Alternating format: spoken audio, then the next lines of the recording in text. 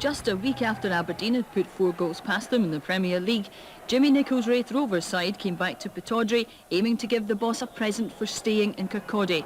In the early stages, there wasn't too much for the Aberdeen bench to cheer about. Perhaps their best chance of the first half came just on the 20-minute mark, when a period of broken play ended with a chance for Ian Jess. But the forward's first touch wasn't good enough to give him a clear chance on goal. Much of the early play, though, was at the other end of the park. This long ball by Jimmy Nicholl putting Smith under pressure and forcing the Dons defender to head behind. From the corner that followed, Jason Dare had Theo Schnelders under pressure. Then a few moments later, Raith fans were cheering again, another chance from a corner, this time from the other side, and the ball just scrambled clear. And then perhaps Raith Rovers' best worked move of the match. Heatherstone and Crawford had combined well down the right-hand side. There was a nice 1-2 on the edge of the box, but when the final cross came in, Stephen Crawford's header didn't cause Schnelders many problems.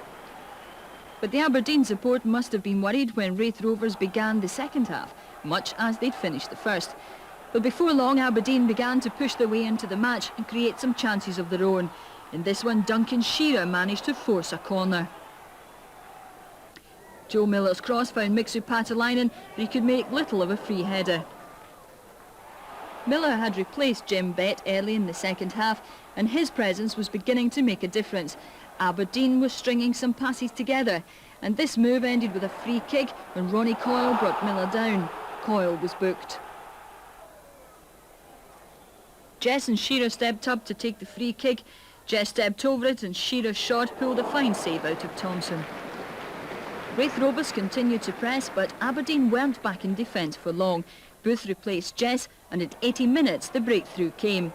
Joe Miller picked up a short pass from Patalainen, put it through to Shearer, and when luck deserted Raith Rovers, Joe Miller was there to knock the ball home. It was Joe Miller's presence that had made all the difference to Aberdeen, and 3 minutes later he almost got a second goal, this time from a quickly taken Paul Kane free kick. He beat 2 defenders before hitting the woodwork, but he'd done enough to win the Man of the Match award, and Aberdeen were in the quarter-finals. Well, I was delighted to get the goal, but overall we're delighted to be through to the next round. We didn't play particularly well today. All the boys know that. We honestly thought we were very unlucky, you know, which is you can ask no more of the players for their commitment and the way they went about their game, you know. But that's the way things go, and that's why you have the cup and you have winners and losers, and you can look back and think, well, we've done all right at Aberdeen, but that's no good to us for our future league games, you know.